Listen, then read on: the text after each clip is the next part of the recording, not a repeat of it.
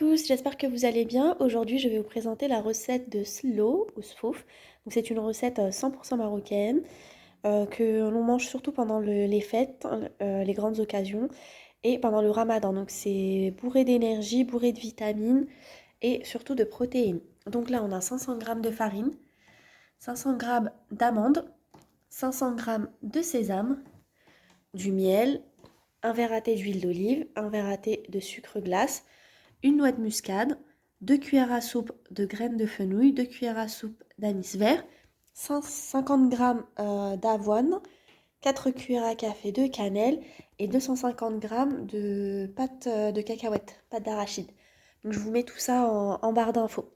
Donc on va commencer par griller les amandes, le sésame et la farine. Donc je vais vous montrer comment on fait tout ça.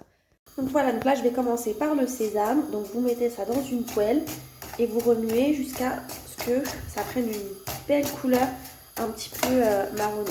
Donc je vous montrerai en photo la couleur que ça doit avoir. Donc je vais faire la même chose pour les amandes et la même chose pour la farine. Donc là on fait la même chose avec le fenouil et l'anis et ensuite on va venir le moudre. On vient faire la même chose du coup avec les flocons d'avoine et qu'on va aussi moudre comme de la farine et qu'on va tamisser surtout. On fait la même chose avec la farine jusqu'à ce que la farine prenne une couleur dorée.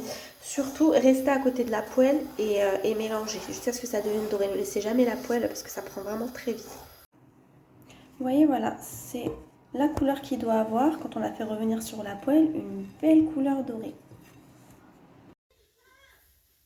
Une fois que ça a pris cette couleur bien, vous voyez, bien grillée, on les mixe dans un mixeur jusqu'à ce que ça devienne une pâte lisse, style un peu comme la pâte à cacahuètes. Donc là, vous avez vu, donc nos amandes sont moulues. Vous voyez, entre la consistance d'un beurre, vous voyez quand vous mettez dans votre main, ça colle, et la consistance d'une poudre. Pareil pour le sésame. Donc là, j'ai laissé un peu d'amandes moulues, enfin hachées plutôt, un peu de sésame haché pour ceux qui aiment. Et là, on va mélanger tout ça. Donc la farine, l'avoine, les épices, le sucre glace, le miel. Et en fonction, je rajouterai de l'huile d'olive ou du beurre. Donc voilà, j'ai tout mélangé dans une bassine. J'ai mélangé tous les ingrédients et ensuite je les ai mis dans un moule. Et ça se présente comme ceci. Bon appétit. Je vous laisse la recette en barre d'infos.